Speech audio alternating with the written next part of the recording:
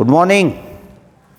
તમને last time composite function, identity function અને signum function સમજાયું હતું. એ ઉપરાંત કોઈ પણ ફંક્શનના ઇન્વર્સ ફંક્શન કેમ ફાઇન્ડ કરાય એ તમને શીખવાડ્યું હતું. છતાં આજે 2-3 સમ બીજા લઉં છું, બરાબર? તમે સ્ટાર્ટ કર્યું હોય કે નહીં ખબર નથી, કેમ કે ડાઉટ નથી આપતા. જુઓ, તમારા કરતાં 11 થોડા વધારે ઇન્ટરેસ્ટ લે છે. હમણાં મેં ટેસ્ટ રાખી હતી તો 11 થોડા મોસ્ટ ઓફ બધા સ્ટુડન્ટે કંઈક ને કંઈક ડિસ્કશન કરી મારી સાથે. તમે લોકો પાછું એવી ડિસ્કશન નથી કરતા, એવું થાય છે, બરાબર? તો એ ખોટું, બરાબર?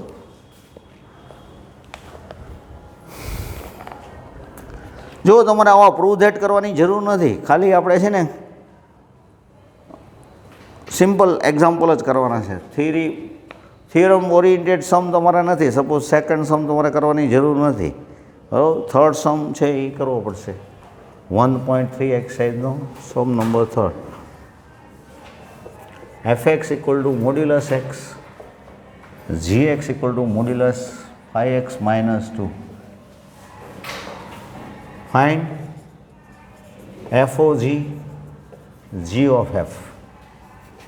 કમ્પોઝિટ ફંક્શન ફાઇન્ડ કરવા છે, બરાબર? f of g, g of f.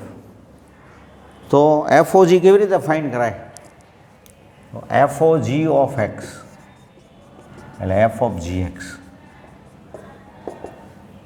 gx એટલે શું આપ્યું છે તમને અહીંયા? તો કે મોડ્યુલસ 5x માઇનસ 2.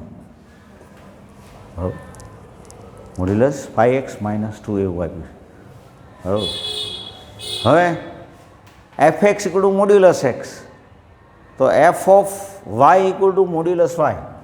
આને તમે y કન્સિડર કરો એટલે modulus of modulus 5x minus 2. બે વાર મોડ્યુલસનો કાંઈ મિનિંગ નહીં રહે, એટલે એનો મિનિંગ એવો થયો મોડ્યુલસ 5x માઇનસ 2 એવું જ રહેશે, બરાબર? f of gx, બરાબર? gx equal two 5x minus 2 નું મોડ્યુલસ અને modulus f of modulus 5x minus 2 એટલે મોડ્યુલસ ઓફ 5x માઇનસ 2, બરાબર? એટલે આ gx આન્સર આવ્યો એમ કહીએ કહો તમે. g of f of x એટલે g ઓફ fx. fx એટલે શું છે? તો કે મોડ્યુલસ x, બરાબર? gx એટલે 5x minus 2. g of y હોય તો 5y માઇનસ 2. તો g ઓફ મોડ્યુલસ x હોય તો 5 into modulus x minus 2. 5 into modulus x minus 2, બરાબર? એમ થશે ને. gx equal to modulus 5x minus 2. તો g ઓફ મોડ્યુલસ x એટલે 5 ઇન્ટુ મોડ્યુલસ x માઇનસ 2, બરાબર? તો કોમ્પોઝિટ ફંક્શન. હવે એકાદું ઇન્વર્સ ફંક્શન જોઈ લઈએ.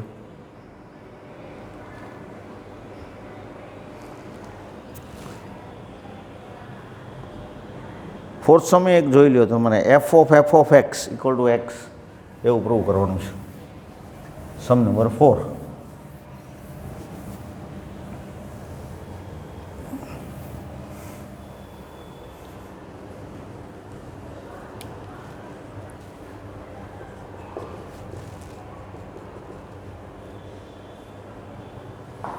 Four x plus 3 upon 5x minus 4.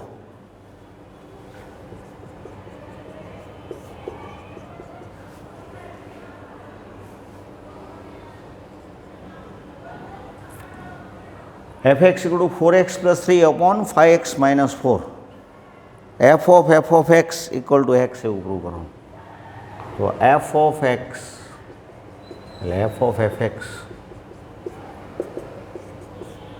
4x plus 3 upon 5x minus 4.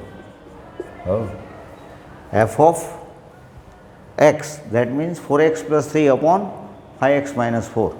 આને સપોઝ આપણે y કહી દઈએ તો f of y, where y equal to 4x plus 3 upon 5x minus 4, બરાબર? હવે f of x equal to 4x plus 3 upon 5x minus 4. f of y equal to 4y plus 3 upon 5y minus 4. 4y plus 3 upon 5y minus 4. What is y? So y is this 4x plus 3 upon 5x minus 4 plus 3 5y. Y means 4x plus 3 upon 5x minus 4 minus 4. 5x minus 4 નો આપણે LCM લઈ લઈએ તો શું થશે? તો 16x plus 12. 3 into 5x minus 4 એટલે 15x minus 12. 3 into 5x minus 4 into 3. 5 into 4x plus 3 એટલે 20x plus 15. 4 into minus 4 into 5x એટલે 20x minus minus plus 16. બરાબર? 5x into 4 એટલે minus 20x ને minus minus plus 16. તો ઉપર 16x plus 15x એટલે 31x અને ડિનોમિનેટરમાં 31 એટલે x આવી ગયું. f of x equal to x એટલે આને તમે આઈડેન્ટિટી ફંક્શન કહી શકો. હવે તમને એમ થાય આવું થયું એનું કારણ શું? તો તમે આનું ઇન્વર્સ ફંક્શન ફાઇન્ડ કરશો ને. આનું તમે ઇન્વર્સ ફંક્શન ફાઇન્ડ કરશો તો ઇટ સેલ્ફ જ આવશે. અમારામાં શું કે f of x એટલે ઇન્વર્સ ફંક્શન આપણે આમાં શું જોઈએ આપણે અને સપોઝ y કહી દઈએ એક્સ્ટ્રામાં આપણે આવું શું કામ થાય છે એમ. અને આપણે y કીધી તો શું થશે? 4x plus 3 equal to y into 5x minus 4. એટલે 4x plus 3 equal to 5yx minus 4y. હવે y ને આ સાઈડ લઈ લે 4y plus 3 5yx minus 4x. x common લઈ લ્યો એટલે 5y minus 4 4y plus 3 upon. So x equal to 4y plus 3 upon 5y minus 4. બરાબર? x equal to 4y plus 3 upon. હવે 4x fx equal to y. So x equal to f inverse y. So f inverse y equal to 4y plus 3 upon 5y minus 4. બરાબર? f inverse y એટલે શું થશે? તો કે x means 4y plus 3 upon 5y minus 4. તો f inverse x equal to શું થઈ જશે? તો કે 4x plus 3 upon 5x minus 4. જે fx આવી ગયો કહેવાય ને. બરાબર? એટલે f inverse of fx equal to x. હા, જો f inverse of x equal to fx એવું આવ્યું એનો મિનિંગ એવો છે f of fx equal to x થશે. એટલે ઇન્વર્સ ફંક્શન બરાબર. જો કમ્પોઝિટ ફંક્શનમાં તમે આમ કરી શકો f of g of x equal to y હોય તો f of gx equal to y એનો meaning g of x equal to f inverse y એવું કહી શકો. It is not that. બરાબર. તો ઇન્વર્સ ફંક્શન ફાઇન્ડ કરવાની મેં તમને મેથડ કીધી. બરાબર. ઇન્વર્સ ફંક્શન ક્યારે એક્ઝિસ્ટ હોય? If function 1 1 and onto both. બેમાંથી એકમાં પ્રોબ્લેમ હોય તો inverse function not exist, does not exist એમ કહી દેવાનું. સપોઝ ફિફ્થ સમમાં તમારે ઇન્વર્સ ફંક્શન ફાઇન્ડ કરવાના જ બધા. બરાબર. તો એમાં તમને ખ્યાલ આવે કે ભાઈ આ 1 1 નથી, 1 1 કે ઓન ટુ નથી, તો ઇન્વર્સ ફંક્શન નોટ એક્ઝિસ્ટ એવું તમે કહી શકો. સપોઝ સમ નંબર 5 એનો ફર્સ્ટ એક્ઝામ્પલ જુઓ.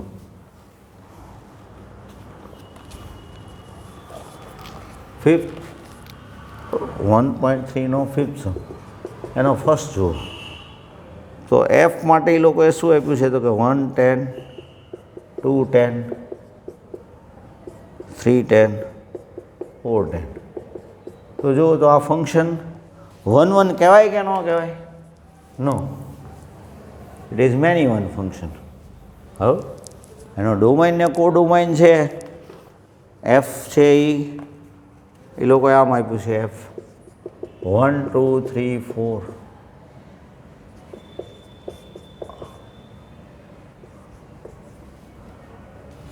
તે રેન્જ એની 10 છે એટલે ઓન ટુ છે.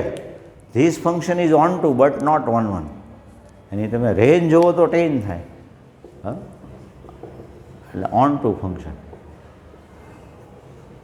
But not 1 1 because f of 1 equal to f of 2. f of 1 એટલે 10 છે ને f of 2 એટલે 10 છે. Not, therefore f inverse does not exist.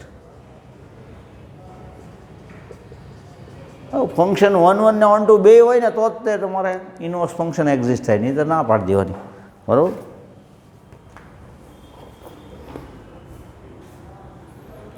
એવી રીતે સેકન્ડ સમ તમે જોશો તો it is 1 1 but not onto. Second જુઓ તમે તો સમ નંબર સેકન્ડમાં શું આપ્યું છે તો જી 5 6 7 8 2 1 2 3 4.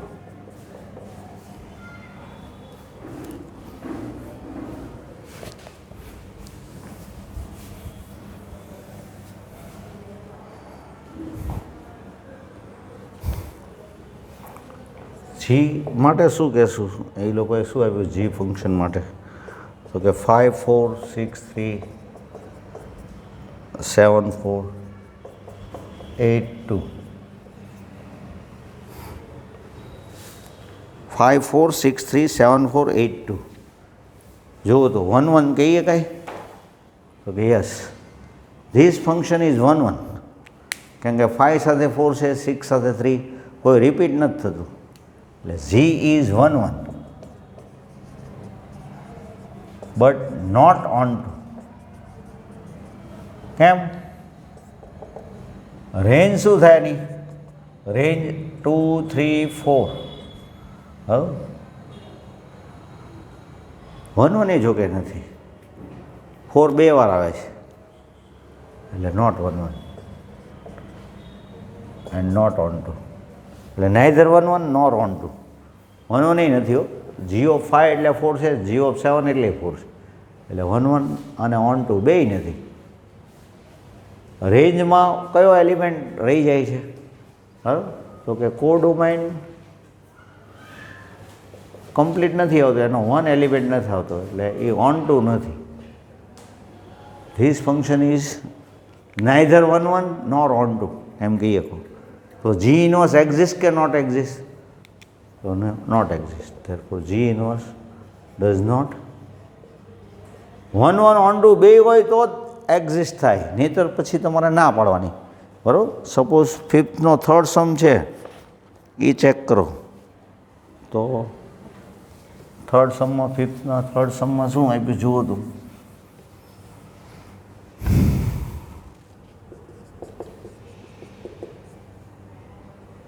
H 2 3 4 5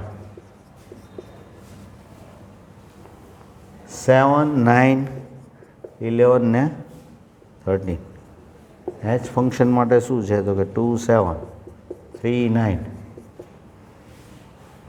4 11 5 13.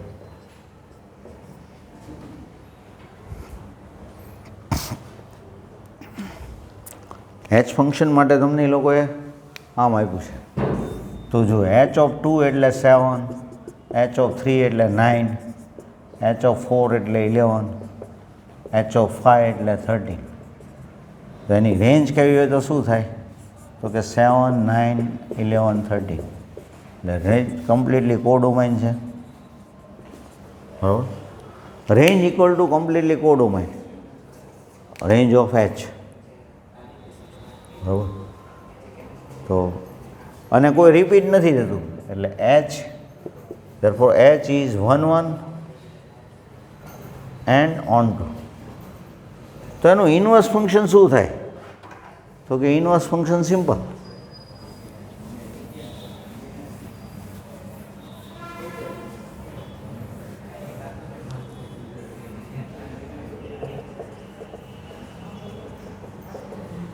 એચ ઇનવર્સ શું થાય તો કે એચ ઇનવર્સમાં તમારે શું કરવાનું રહે તો કે કોડોમાઇનથી ડોમાઇન એટલે એનો એચ ઇન 7 9 11 13 2 2 3 4 5 બરાબર અને એચ ઇનવર્સ માટે શું કહેશું તો એચ ઓફ 2 ઇક્વલ ટુ 7 તો એચ ઇનવર્સ 7 ઇક્વલ ટુ 2 એટલે 7 સાથે 2 એચ ઓફ 3 ઇક્વલ ટુ 9 તો એચ ઇનવર્સ 9 ઇક્વલ ટુ 3 એટલે 9 સાથે 3 આને ઉલટાવી જ નાખવાના એચ ઇનવર્સ 11 11 સાથે 4 અને 13 સાથે 5 તો ધીસ ઇઝ એચ ઇનવર્સ બરાબર તો તમારે આખી એક્સરસાઇઝ કરવાની છે હોમવર્કમાં બરાબર નેક્સ્ટ ટેસ્ટ તમારી ફંક્શનની રહેશે કમ્પ્લીટલી ઓકે થેન્ક યુ